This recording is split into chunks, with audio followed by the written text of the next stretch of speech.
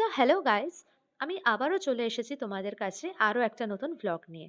তো সবার আগে তোমরা আমাকে জানাও, এই ফর্মাল সালোয়ার কামিজের লুকে আমাকে কেমন দেখাচ্ছে।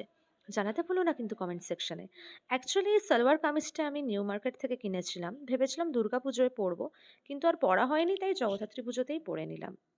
তো আজকে আমি আমার ভ্লগে তোমাদেরকে জগদ্ধাত্রী মায়ের কিছু অসাধারণ প্যান্ডেল প্লাস মূর্তি দেখাতে চাই, যেগুলো সবকটাই আমার এরিয়ার মধ্যে।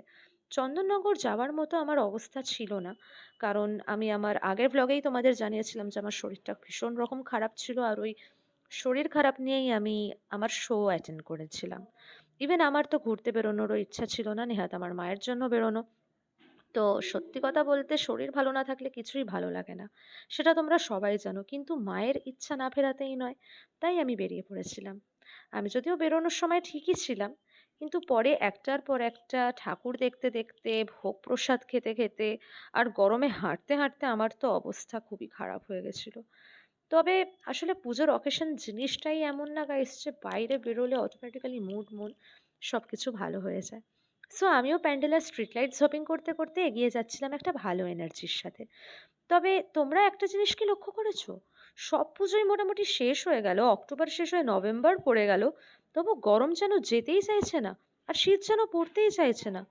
তো যাই হোক, এই গরম নিয়েই সেদিন আমি অনেক কটা ঠাকুর দেখে নিয়েছিলাম। তবে লাস্টের দিকে আমার অবস্থা একটু খারাপ হয়েছিল। তোমরা দেখেই বুঝতে পারছো আমি চুল বেঁধে নিয়েছি, আর আমার ভীষণ গরম লাগছে। আমি আর হাঁটতেও পারছি না, নেহাত আমি বাড়ি যেতে চাইছি সেটাও যেতে পারছি না, আমার মায়ের জন্য। কারণ বেরিয়েছি যখন ঘুরতে তো হবেই। আর তারপরে এইভাবে একটার পর একটা প্যান্ডেল হোপ করতে করতে, মায়ের প্রতিমা দর্শন করতে করতে আমার এতটাই বেশি ভালো লাগছিল যে আমি, যে আমার মুখ দেখেই তোমরা বুঝতে পারবে যে আমি কতটা এনজয় করছিলাম। যাই হোক, তো এইভাবে হাঁটতে হাঁটতে আমার ভীষণ রকমই বাড়ি যেতে ইচ্ছা করছিল, তবে মায়ের মূর্তিগুলো দেখেও জাস্ট মন প্রাণ ভরে যাচ্ছিল। তবে মাথায় আরো একটা জিনিসও আমার কাজ করছিল, যে জগদ্ধাত্রী পুজোও শেষ হয়ে গেল, ইভেন সব পুজোই শেষ হয়ে গেল, আর কোনো পুজোই নেই। এইটা দেখে তো আমার খুবই মনটা খারাপ করলো। তার কারণ এরপর আমাদের সেই ডিসেম্বরে জিসাসের জন্য অপেক্ষা করতে হবে।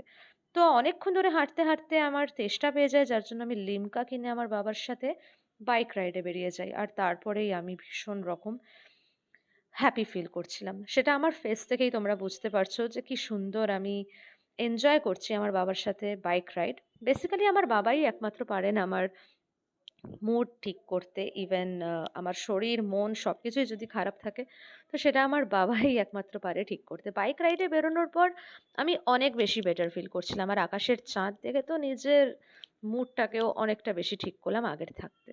তো বেসিক্যালি বাবার সাথে নর্মাল বাইক রাইডে বেরোতে আমার আগাগোড়াই ভালো লাগতো, আর তাই জন্যই আমি আমার বাবাকেও একটুখানি নিয়ে নিলাম নিজের ব্লগে। সো বাবার সাথে বাইক রাইড করে, অনেক রকম খাবার দাবার নিয়ে আমি আমার বাড়ির পথে রওনা দিলাম। বাইকে বসে থাকা আমার গরমটা লাগছিল না, তাই জন্য আমি অনেক বেশি বেটার ফিল করলাম।